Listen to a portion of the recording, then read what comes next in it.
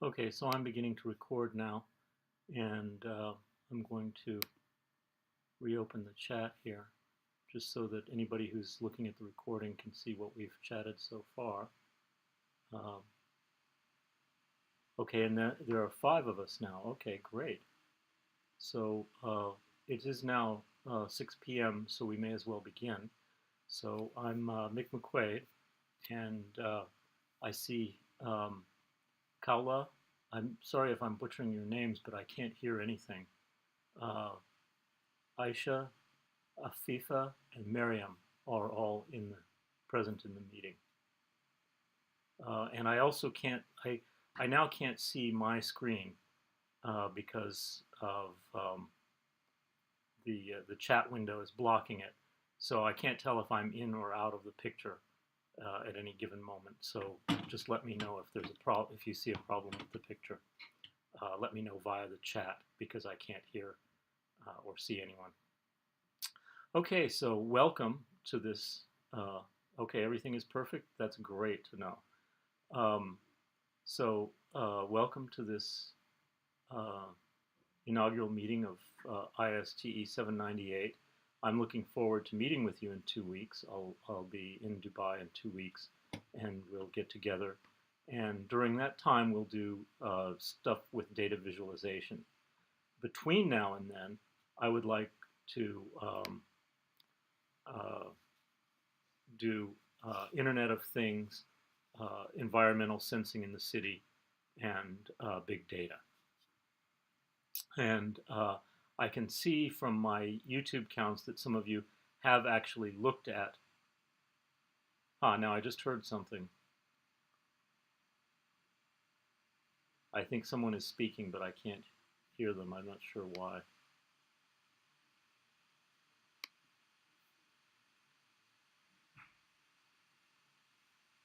Yeah, I have audio on, but I can hear like some electronic sounds, but not anyone speaking.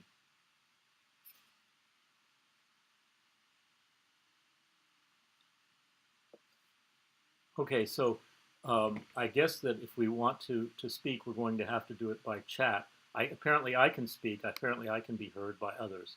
So I'm going to continue to speak.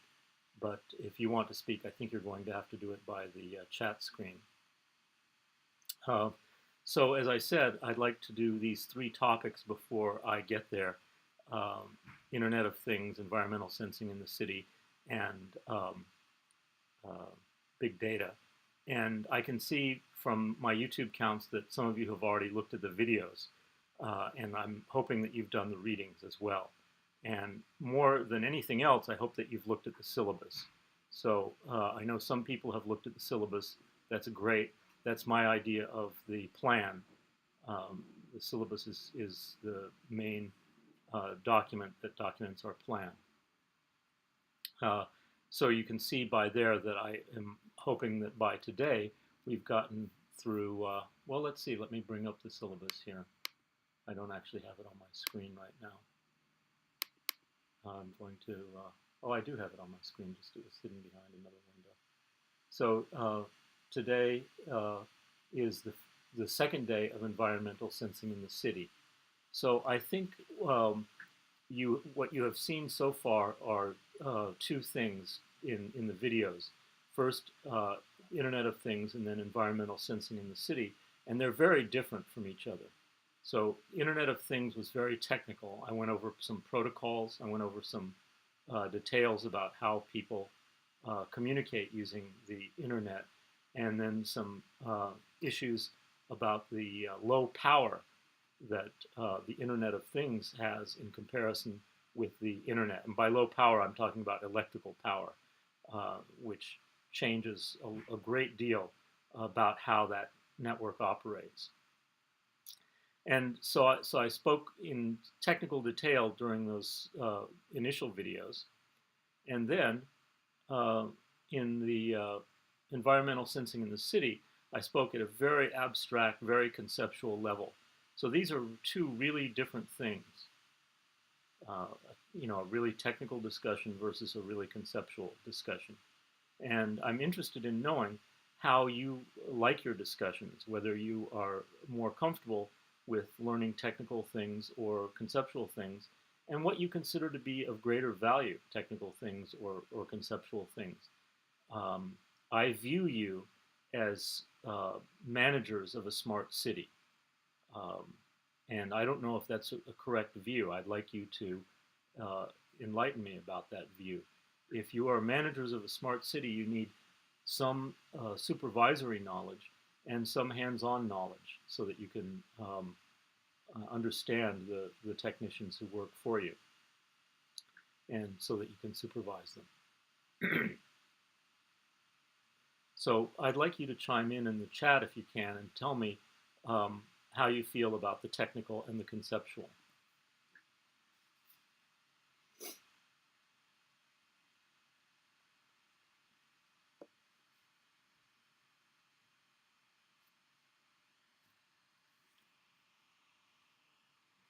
Is that too big of a question, too open-ended of a question?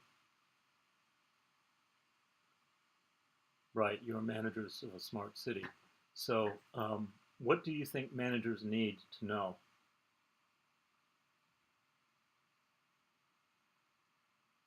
Is it a mix of the technical and conceptual, or do you wish to be more heavily weighted toward the technical or toward the conceptual?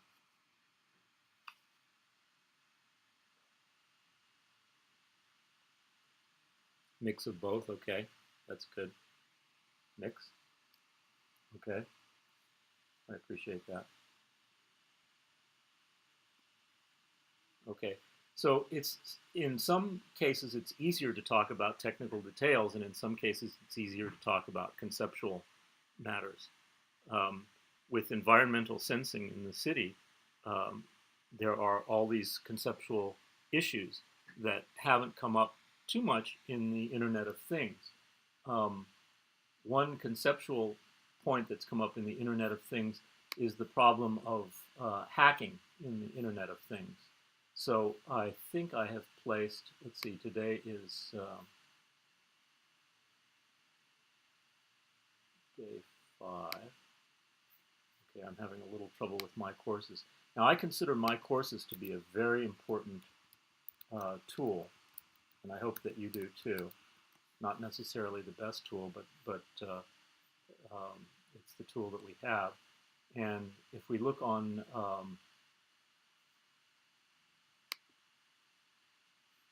excuse me, day 6 that is today.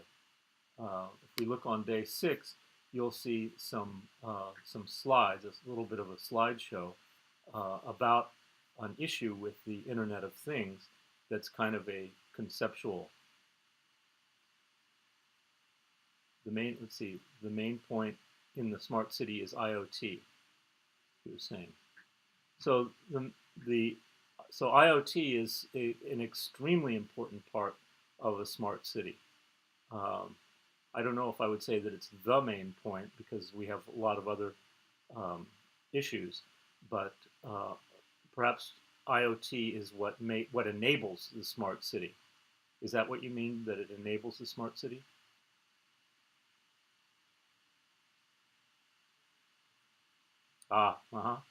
Yeah, absolutely. So let's take a quick look and under day 6 at the IoT revisit slides. So yesterday there were some slides about, or excuse me, the day before yesterday there were some videos about the Internet of Things, some very technical videos, but I saw a headline that was very interesting and problematic. So this headline says that IoT goes nuclear, and it's kind of a crazy thing to say. IoT goes nuclear. It's kind of not really true, but clickbait is important to the media. They have to get somebody to look at their stories, so they have to have screaming headlines.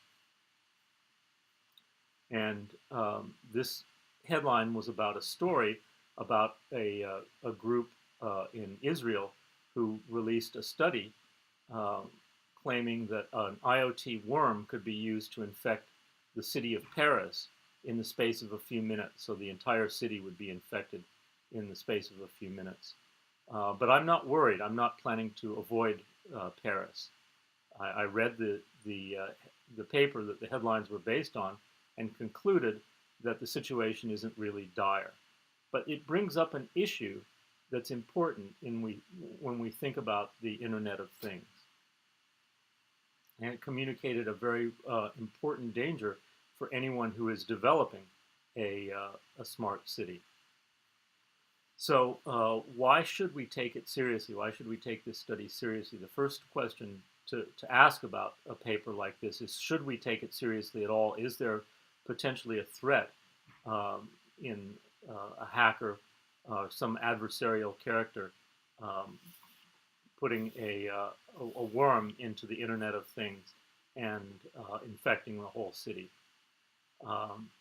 So most IoT security studies are very abstract. They're primarily laboratory based. And the immediate danger that was communicated in this paper was actually communicated to the industrialist involved, which was Philips. Philips, the manufacturer of, among many other things, smart light bulbs. In fact, the product involved was a smart light bulb. And some of the problem was already mitigated by the date that the paper was published. But there are still reasons to take it seriously. So I'd like to talk a little bit about that.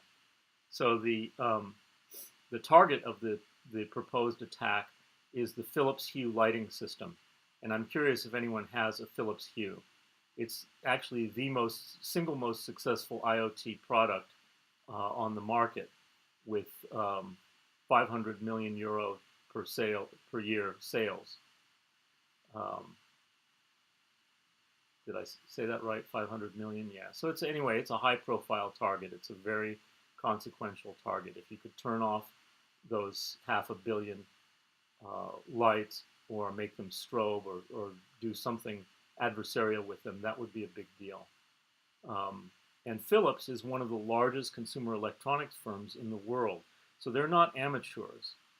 They understand security. Attacking a Philips product is not a laughing matter. And we would say, in the US, we would say something like, attacking Philips is like attacking Fort Knox. And I wonder what the Middle Eastern equivalent is.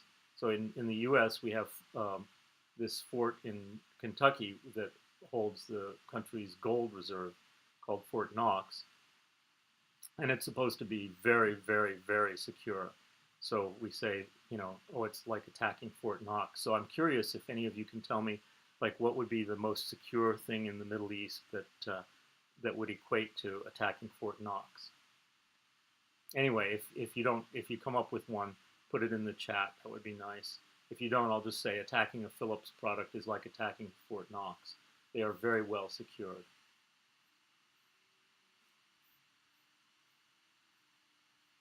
So the attack only needs one infected bulb to trigger the attack. But it's only effective if there are a lot of other bulbs in the area. So size matters. And there's an estimate, for example, that they would need to have 15,000 bulbs in Paris to be able to effectively attack all of them at once. And I think this is a pretty small number, 15,000. And the salience of Paris is what got the media excited about this. So how many do you think would be required for Dubai? So I actually did the calculations based on the paper, and I calculate that using the math in the paper, I would estimate conservatively, I think, that 184,000 bulbs would be needed for a single bulb attacker to be able to bring down the entire network. And I say that this is a conservative estimate because the way that Dubai is laid out is not convex. Paris is laid out like a circle. Dubai obviously is not laid out like a circle. Also, Paris has building codes that prevent any buildings from blocking a view of the Eiffel Tower. They specifically prevent skyscrapers in Paris to maintain the ambiance or something. And so they have building codes that prevent skyscrapers in Paris. And Dubai is like the skyscraper capital of the world. So you have skyscrapers everywhere that can block these signals.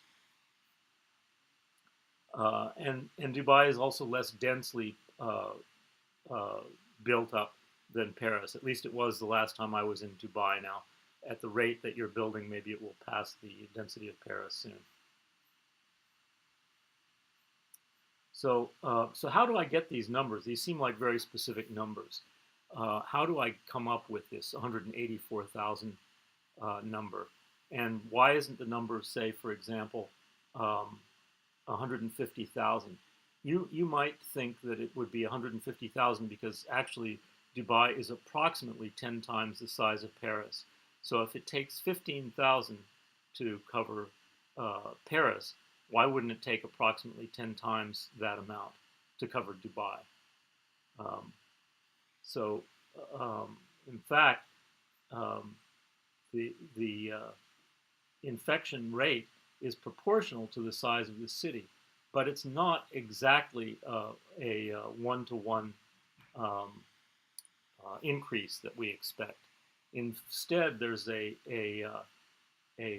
discipline, an area, a domain of study called graph theory that's also commonly called, today is commonly called network science. It was called graph theory up until probably about the last, 17 years or so, somewhere around 2000, people started calling it network science instead of graph theory. And in that domain, there's this theory called percolation theory that predicts the spread of infections through networks. And percolation theory has this important phenomenon called the giant component of a network. And the giant component of any network is the component that connects most of the nodes, or vertices you might call them, or points, depending on how where you learned graph theory. The nodes or points or vertices of the network under certain conditions, like the spread of infection.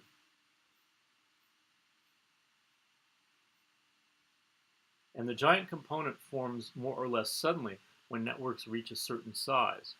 And it is possible to model this particular network as a two-dimensional continuum of overlapping disks, where each disk represents the area around a Philips Hue light bulb. And so the authors use 100 meters as the disk size, but it could be anywhere from 30 meters to 400 meters, according to Philips. So we have all these disks all over Paris of this particular size. I'm using 100 meters. And then we have a formula, and there is a constant here, which is to say that for a perfectly convex city, the number of vertices needs to be 1.128 times the area of complete coverage. And this formula will tell us n, which is in thousands. Oh, you can't hear anything. So apparently Marzouk cannot hear anything. So let me write out what I'm saying. So, oops, I'm off.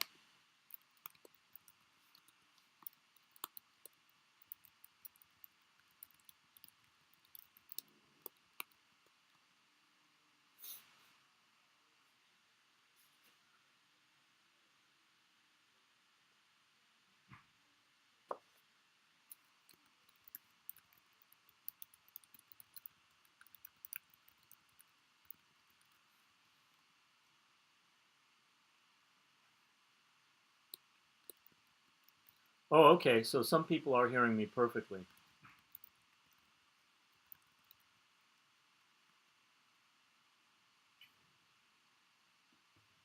Okay, great.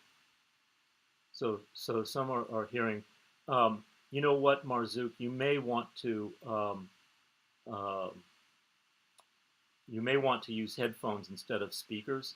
It's possible that your speakers and your microphone are canceling each other out. I have had that problem. So I'm wearing headphones. Of course, actually, I can't hear anything despite the fact that I'm wearing headphones. But apparently others can hear.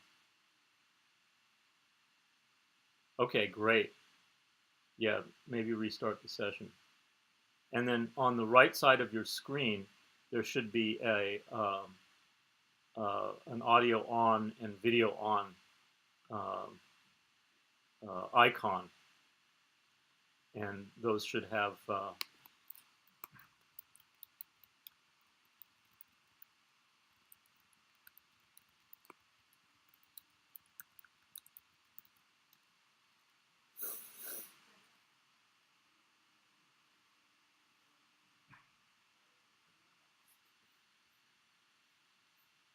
anyway, let me continue here.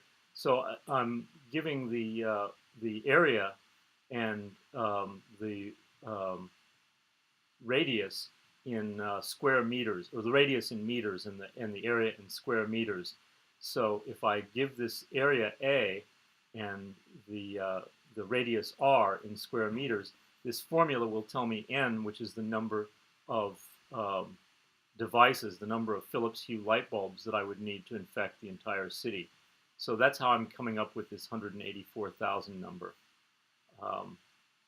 And I think 184,000 is a stretch. It's tough to reach. There are some security measures that Philips uses. So the Philips Hue bulb can detect a signal from as far away as 400 meters, but they're programmed not to respond to any commands from more than 45 centimeters. So very short distance instead. So in order to defeat the security of the bulbs, you have to trick the bulb into thinking that a signal from as much as 400 meters away is actually coming from less than 45 centimeters. And the only way to do that is the only way you can trick the bulb into thinking that a signal from far away is actually really close is to find a problem with the light bulb, a security flaw. And there is a domain in security called power analysis. And in power analysis, what they've discovered is that you can actually read microcontrollers by their power consumption patterns. So they're just their electrical consumption patterns. So all you have to do is get a hold of one Philips light bulb and check its power consumption from moment to moment. And a security researcher can get right down to the ones and zeros of what's going on. So if the researchers can get a hold of a bulb, I mean the researchers did get a hold of a bulb, if the hackers can get a hold of a bulb, they can potentially learn how it was programmed and learn its flaws. And they use these techniques called differential power analysis, correlation power analysis, and side channel power analysis to find those things out. And basically the math involved is extremely elaborate, but they discovered a flaw that allows them to reset the devices to obey their commands and engage in a range of bad behavior. So what could go wrong if the light bulbs had bad behavior? What if you could infect all the light bulbs in a city? What could you do? What could be a problem? Well, one thing is that the bulbs are not designed to be disassembled. The bulbs are actually only intended to remain sealed throughout their lifespan. So the worm can permanently turn them off. They're permanently glued together. The worm is taking advantage of a hole that it can close behind it so that the owner or another attacker would need to find a flaw in the worm in order to actually ever turn the light bulb back on. So that's one thing that they can do. They can actually just brick the light bulbs and turn out all the lights, all the smart lights in a smart city. The devices have a special test mode that emits a test wave signal that can be used to jam nearby 802.11 networks. So these are all the Wi-Fi networks that we use, to connect our laptops. So one thing that can be done is to just jam all the Wi-Fi networks in an area, at least until the people who are being victimized by this figure out that they need to disconnect their lights in order to get their Wi-Fi back. Another thing that they can do is they can be made to infiltrate or exfiltrate data. So they can be made to transmit or receive data from the network. So they can create a covert communication channel. Now, this would only be useful to a person on premises having malicious intent. So you would actually have to be within the Wi-Fi range to do this, but it's still something that you could do in some cases. It could also be used to induce epileptic seizures. You know, there are people who are susceptible to strobing lights and will go into an epileptic seizure if the light is strobing at a certain rate, and you can make it do that. So, and it's actually very uncomfortable for the general population. I don't know if you've ever been in a strobing situation, but I have, and I can tell you it's very uncomfortable to be in. Okay, so that was all the good news. So the bad news is this.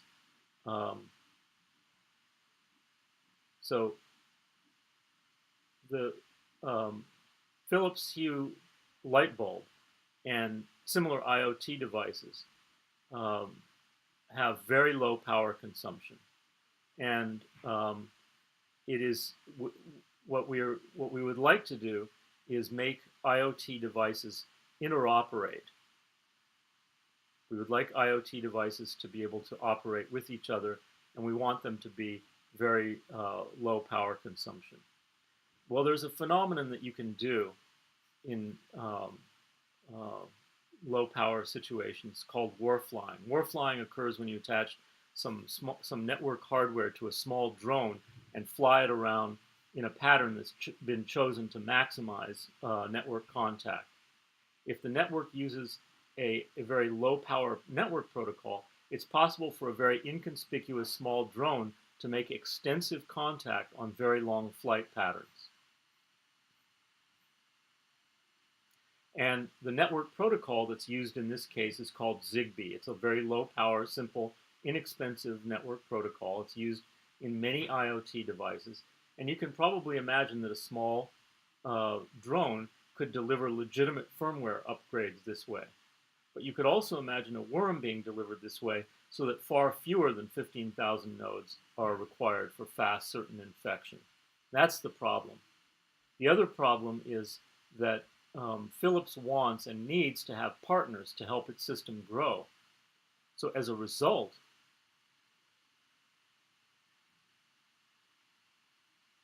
so I'm receiving a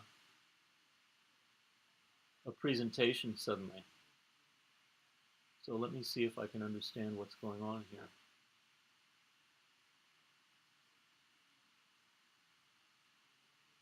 Okay, now I can hear a voice.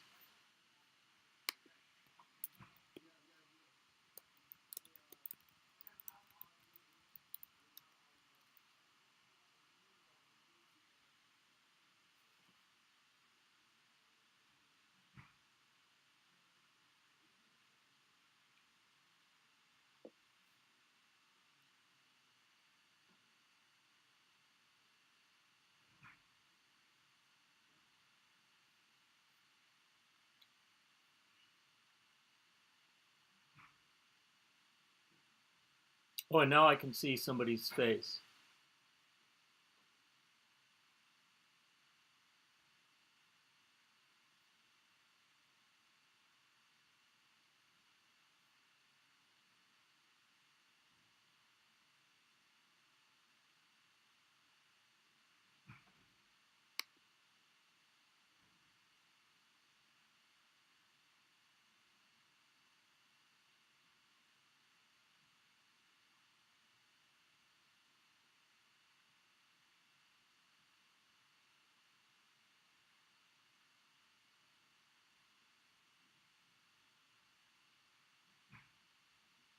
Okay, I'm not really clear on what's going on.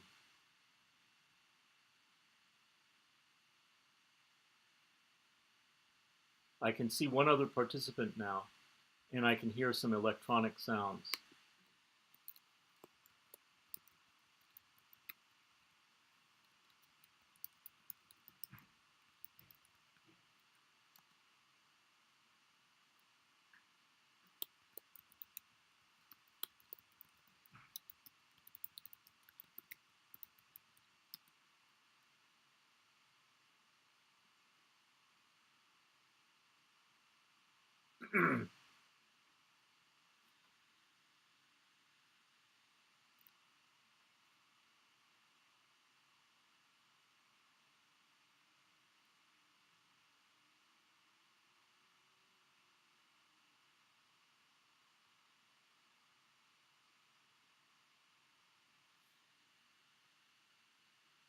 Okay, now it looks like I've got two other people I can see.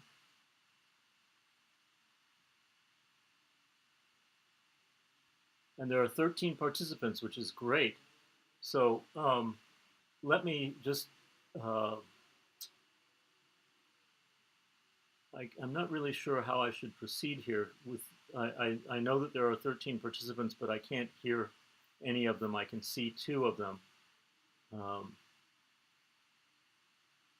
which is great, but that still leaves 11 that I can't see. Um, it says here, poor network quality may be affecting something. Part of the screen is not visible.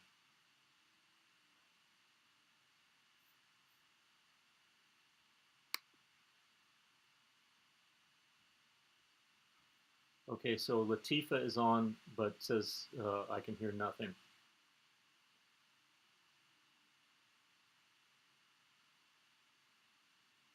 I'll tell you what, I think maybe I should try to rejoin the, I'm going to try to log out and rejoin and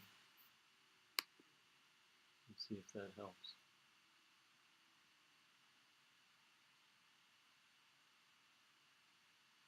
Oh, wait, okay, so Latifa is doing screen sharing. Okay.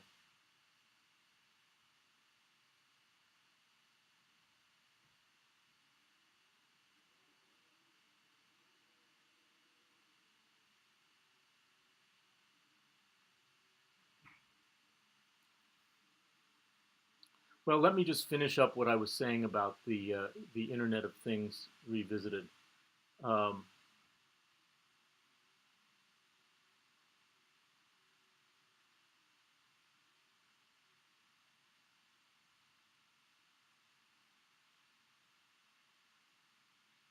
I'll tell you what, I'm going to disconnect and reconnect. Oh, wait a minute. No, now, yet another person has appeared.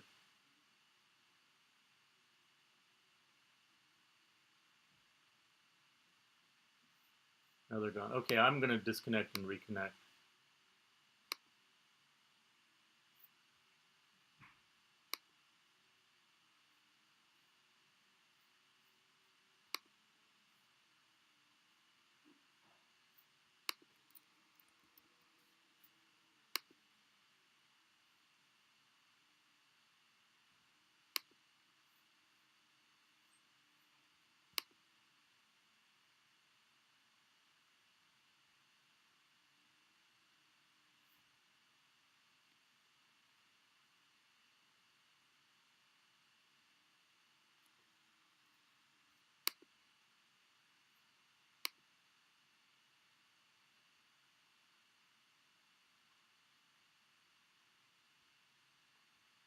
Okay, so I disconnected and now I've reconnected. And I can see Mariam Ali. I'm sorry if I'm butchering the pronunciation of your names, but I can't hear you, and I know that my pronunciation is not necessarily the best.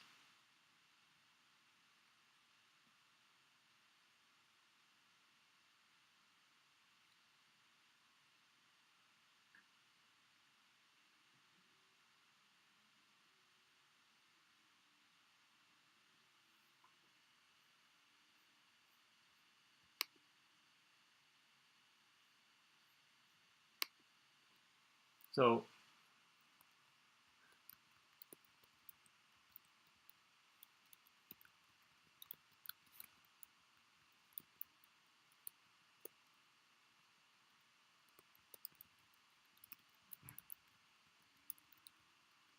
it looks like someone's holding up a sign, but I can't really see what the sign says.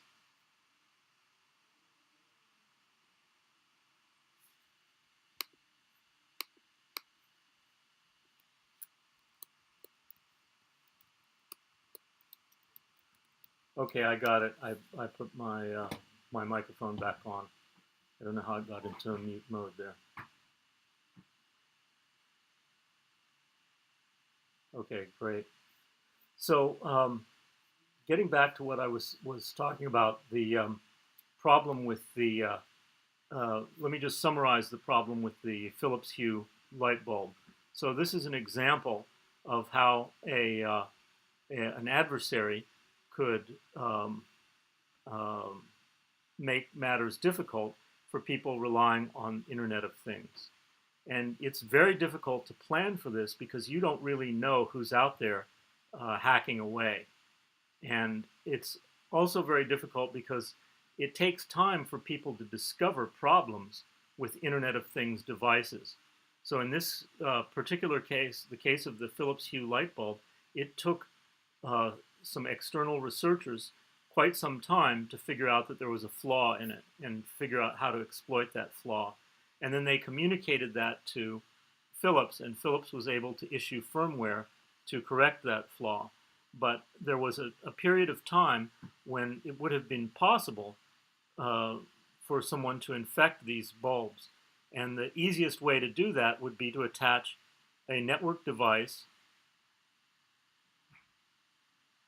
Okay, so I understand that Latifa is talking, but I can't understand what Latifa is saying, unfortunately. I'm just getting like this kind of electronic distortion in the audio.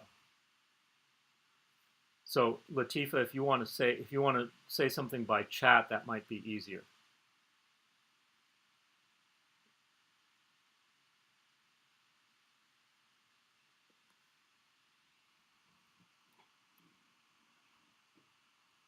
Okay, so in any event, this there was a window of opportunity when the Philips Hue light bulb could have been hacked, and it would have been easy for someone with a drone, just a small drone that's easily these things are available for like less than €1,000, and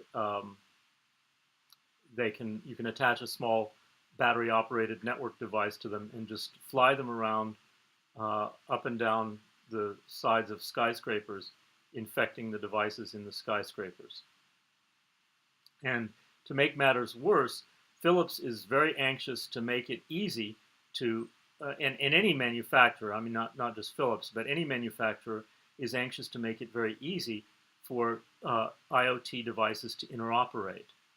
It's very important to them for devices to be able to interoperate because they can only attain commercial success if you can make not just a smart light bulb, but a smart household, a smart neighborhood, a smart city.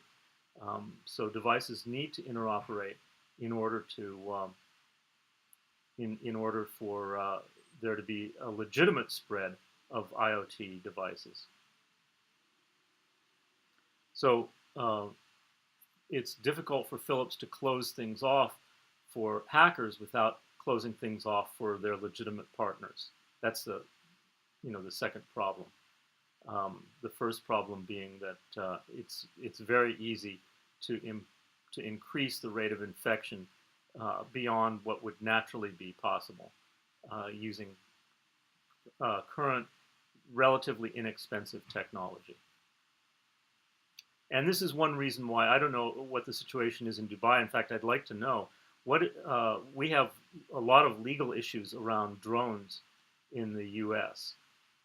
There are lots of zones where you're not allowed to fly drones in the U.S. Is that the case in Dubai? Do you have no-fly zones for drones in Dubai?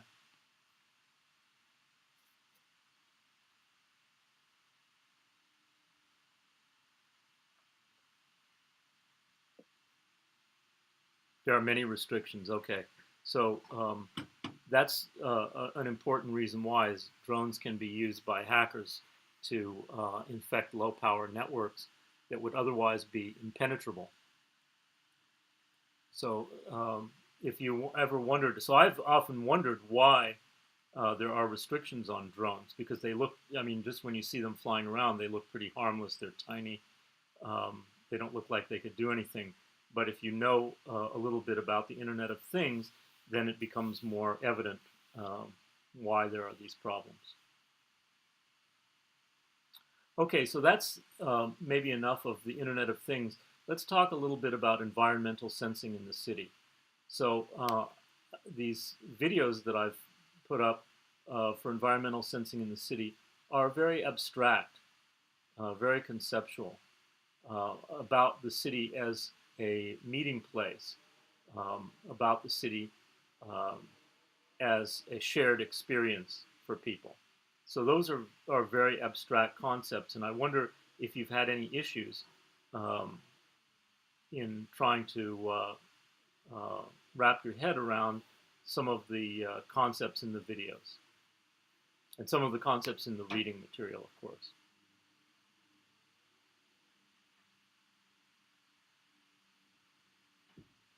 So the reading material is the McCullough book.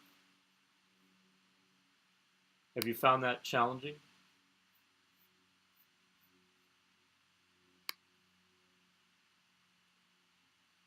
My understanding is that there are a number of architects in the class. Is that the case?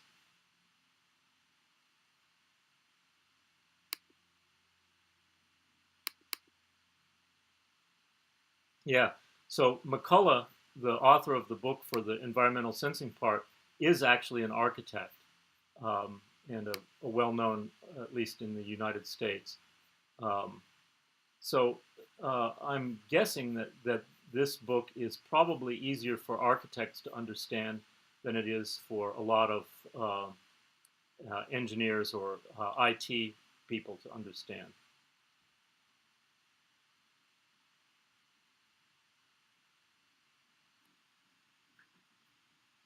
Oh, okay. So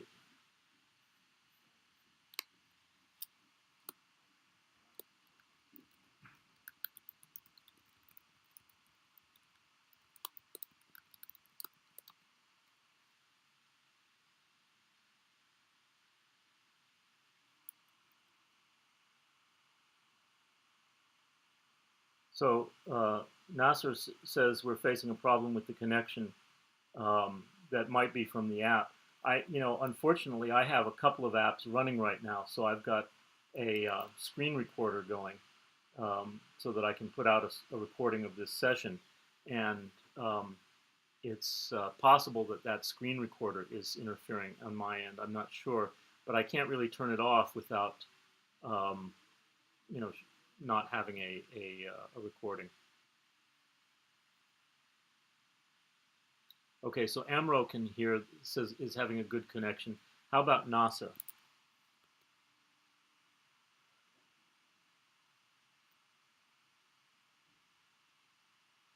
And I'm guessing that Nasser cannot hear me because he's not responding. Oh, okay, so you can't hear. So let me phrase my questions in the chat.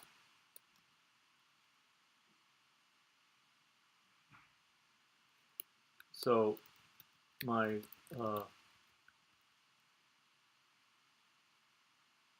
question is about the McCullough book. Ambient Commons is the book.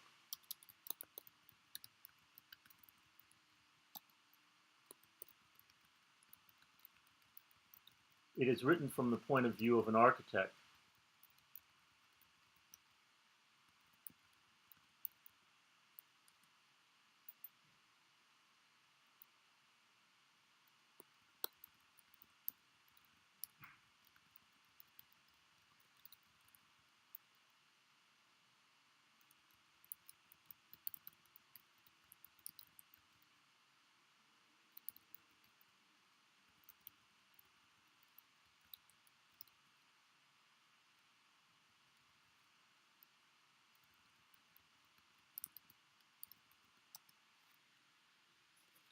This is a really big deal for Dubai, in my opinion.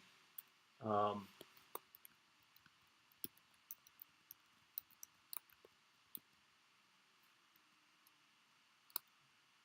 um, in the USA, for example,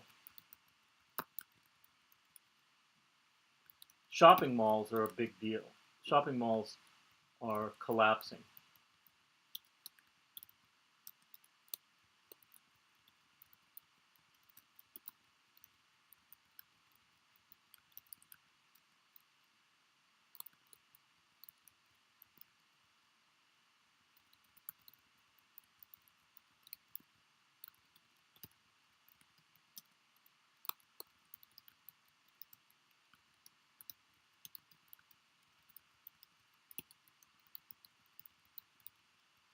So shopping malls were an important meeting place in the USA before Amazon came along.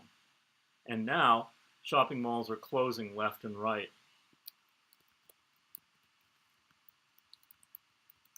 Dubai, on the other hand, is noted for its shopping malls.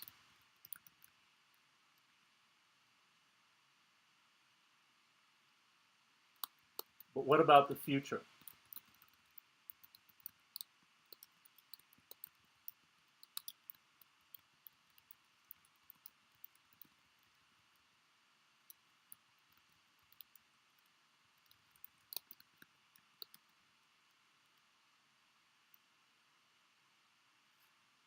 So they're feeling the heat, yeah. So how um, can Dubai respond?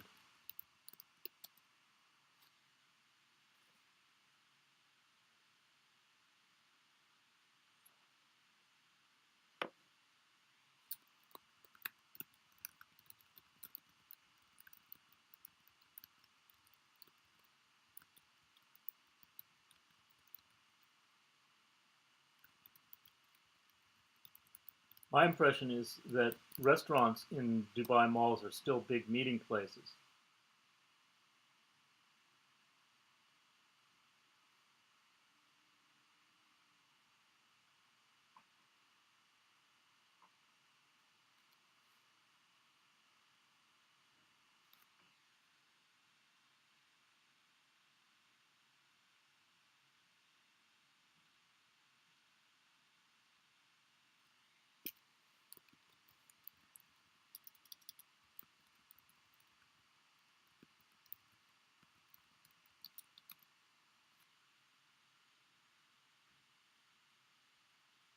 I see.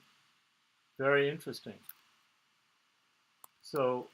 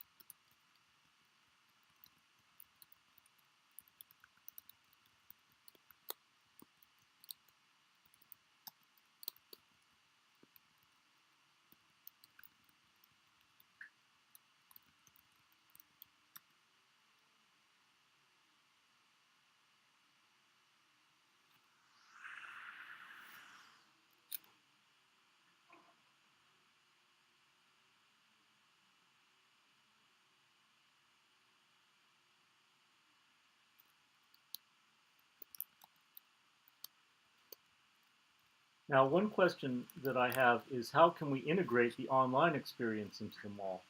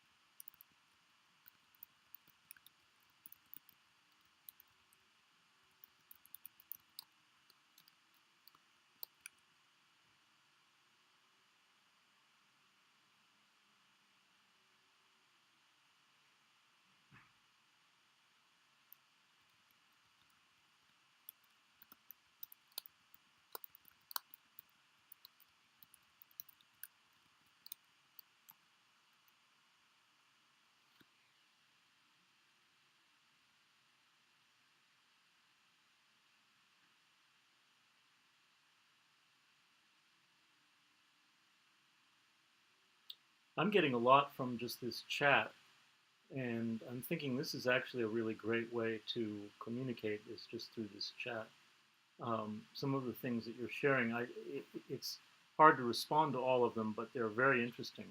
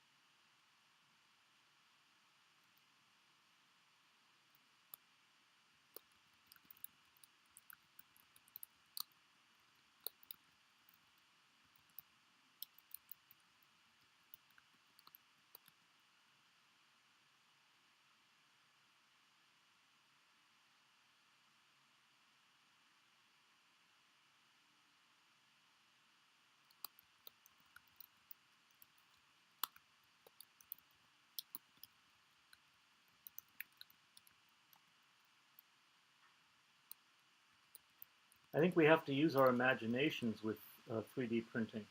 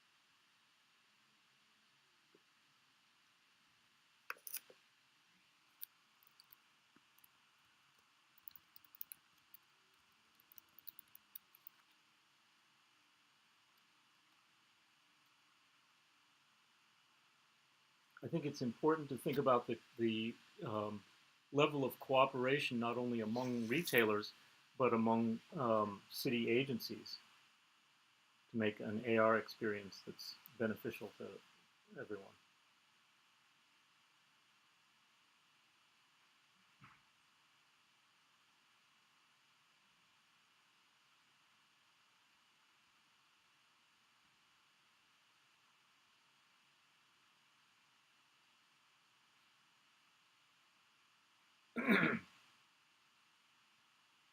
Well, it seems we're drawing to a close in our hour. We have an hour of time together, and that hour is just about up. So I want to just wrap up a couple of things. One is it's the syllabus is extremely important. I'm very high on the syllabus. I would like very much. Um,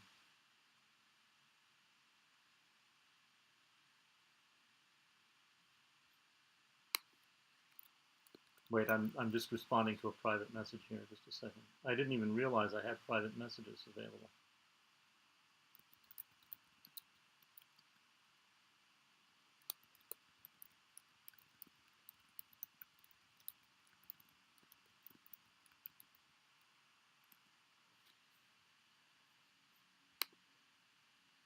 Okay.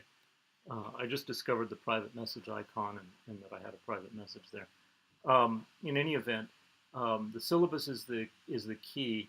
I'd like you to be working on the readings and post introductions in the discussion section. I especially want to know about your capstones because I'd like to know how our data visualization project. So you're basically required to do two main things in this class, and the two main things are a series of essays that together constitute a take-home exam, and a data visualization project.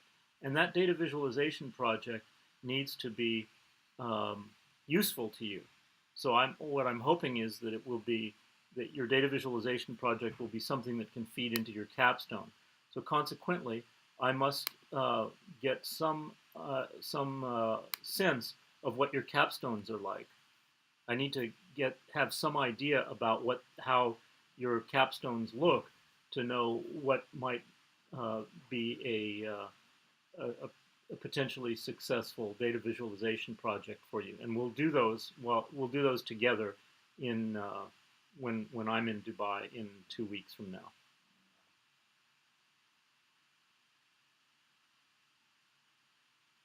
Okay, so our time is about up. So I want to thank you for your persistence. It's been difficult, I know, connecting.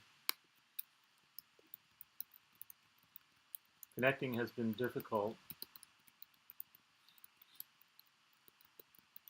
I want to thank you for persisting. I see we still have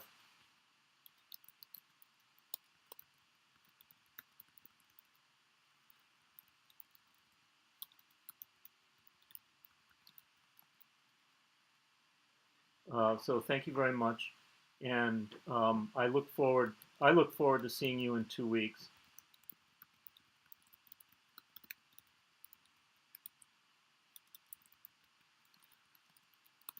And I'm happy to chat anytime.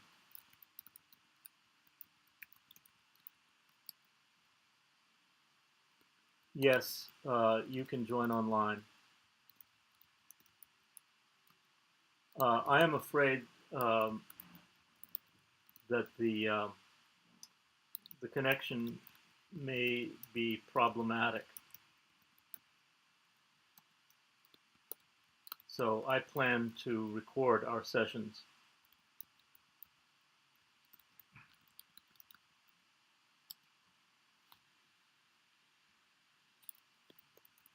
But please do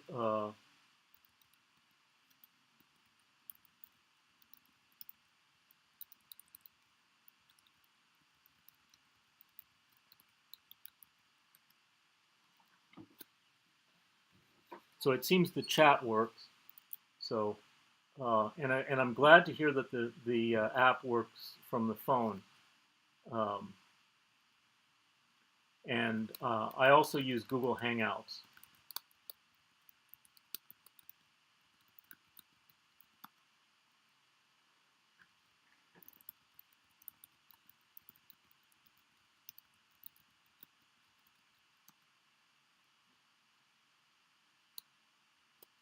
Okay, I'm signing off now. Thanks again.